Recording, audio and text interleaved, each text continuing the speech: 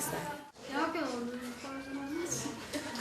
과에서 저 때는 저는 여러분이 진짜 부러운 게 뭐냐면 교육 기부는 수업을 상당히 구체적으로 만듭니다. 창의적 체험 활동 중에서 진로 활동을 고학년 위주로 강화하고자 했습니다. 그래서 학기 초에 진로 적성 검사를 시작으로 해서 5월 달에는 직업 체험 주간도 운영을 했고요. 그런데 생각보다 학생들이 직업에 대한 이해가 굉장히 제한적이었고 또 앞으로 어떤 직업을 가져야 되겠다라는 그런 꿈조차 너무나 추상적이었습니다. 교육 기부를 통해서 지역사회 인력들은 학교 교육에 좋은 파트너가 되는 겁니다.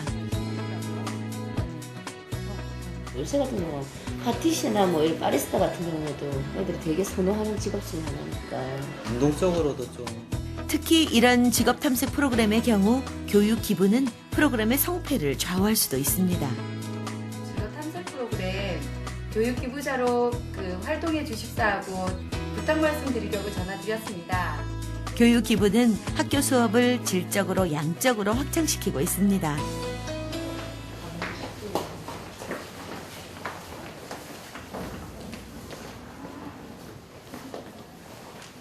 안녕하세요, 친구들.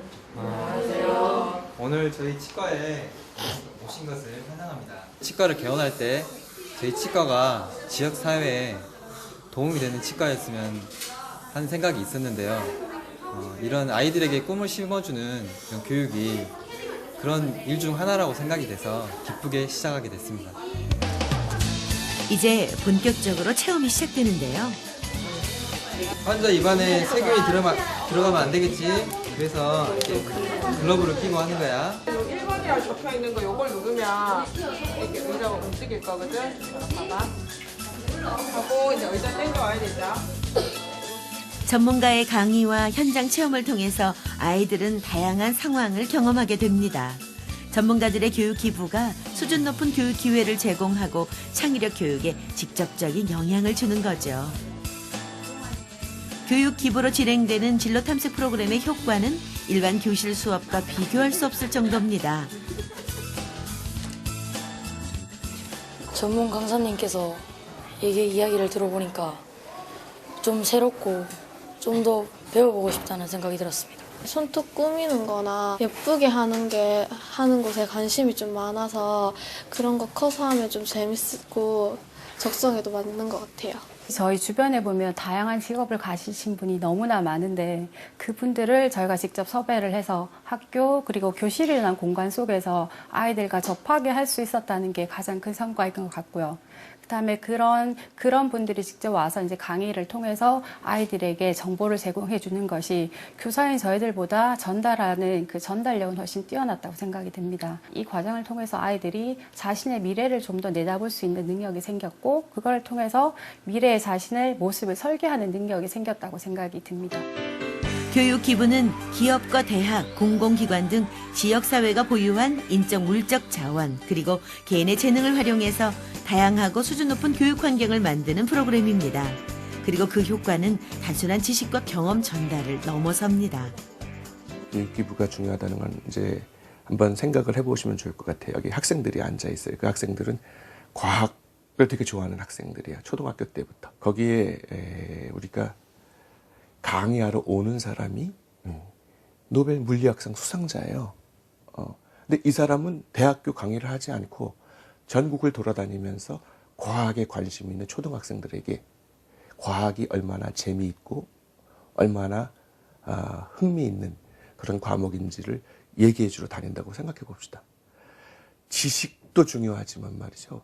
그런 상황에서 그 아이들의 눈동자 그리고 그 아이들이 갖게 되는 그 어떤 정서적인 신선한 충격 이거는 돈으로 환산할 수 없는 거죠.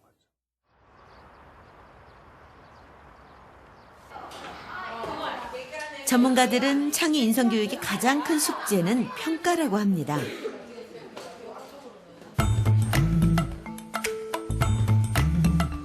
도대체 창의성을 어떻게 평가할 수 있을까요? 만약에 기존의 방법대로 평가할 수밖에 없다면 창의 인성 수업이 무슨 소용이 있을까요? 유라초등학교의 시험 문제는 아주 특이합니다. 어느 교과서에도 안 나오고 어떤 참고서에서도 본 적 없는 문제들입니다. 우리 학교에는요, 책에서 나오는 글이 잘 안 나와요. 신문이나 아니면은 뉴스를 보거나 아니면 동화책에도 나오기 때문에 많이 읽어봐야 돼요. 시험 사전 협의를 한번 해보도록 할게요. 덕분에 시험 출제 회의는 길어질 수밖에 없습니다. 긍정적으로 평가를 하고자 합니다. 얼마 전 뉴스에 학생들 73%가 매일 한 차례씩 욕설을 한다. 그래서 이런 사회적인 이슈가 되고 하니까 아이들에게 이러한 것들을 제시해서 학생들이 제안하는 글을 쓰게 한다든지 또 알맞은 말로 고쳐 쓰게 한다든지 그리고 문장의 성분을 파악한다든지 하는 것. 자료는 신문과 책, 인터넷 등 교과서를 제외한 모든 것입니다. 그런데 욕을 하는 거를 제안하는 글씨를 쓴다면 채점할 때 좀 어렵지 않을까요? 그 제안한 글쓰기 형태, 제목이나 문제, 제안, 까당 이런 것들이 나오면 부분적으로 인정을 해주면 될 것 같아요. 근데 일반 신문에 나온 기사 내용이면 4학년 학생 수준에 좀 어렵지 않을까 생각되는데 어려운 부분은 이해하기 쉬운 말로 바꾸고 그 외에 요소가 하나씩 제외될 때마다 감점을 처리를 하는 것이 어떻겠습니까? 좋습니다. 괜찮은 것 같아요. 지금이야 문제 유형이나 평가 기준이 확실하지만 처음엔 시행착오 그 자체였습니다. 풀어보고 또 수정하고 풀고 수정하고 하면서 처음에는 많이 힘들었어요. 그리고 또 교장 선생님, 교감 선생님 마지막 검수 과정까지 거치면서 상당히 힘들었는데 난생 처음 보는 시험 문제들, 출제하는 선생님도 시험 보는 아이들도 당황스럽긴 마찬가지였습니다. 우리 반 아이들 같은 경우에는 이렇게 했어요. 처음 시험 문제를 놔줬을 때 표정이. 그러고 나서는 시험 문제를 안 풀더라고요. 멍하니. 그래서 아이들이 정말 처음에는 힘들었어요. 부모님들도 이게 뭐냐. 문제집에도 들어있지 않는 이런 문제가 있느냐. 그러니까 뭐 학원에서도 지도해 준 바가 없고 이러니까 당황스러워 하더라고요. 이렇게 세상에서 하나밖에 없는 그야말로 창의적인 시험 문제가 탄생한 거죠. 유머를 지문으로 사용한 문제입니다. 시험 시간이 재미있을 것 같은데요. 처음에는 좀 아이들이 참 어려워하는구나 싶었는데 끝나고 나서 아이들에게 물어보면 그래도 선생님 더 쉬웠어요. 재밌었어요. 예, 또 치고 싶어요. 심지어 그렇게 평가인데도 그렇게 말하는 학생들도 있었습니다. 아이들 자체가 문제에서 교과서에서 외운 내용이 아니라 텍스트 자체를 자기가 이해를 해가지고 거기에서 자기 걸로 만들어야 되기 때문에 아이들이 책을 좀 더 가까이 하는 것 같아요. 그래서 실제로도 도서관 이용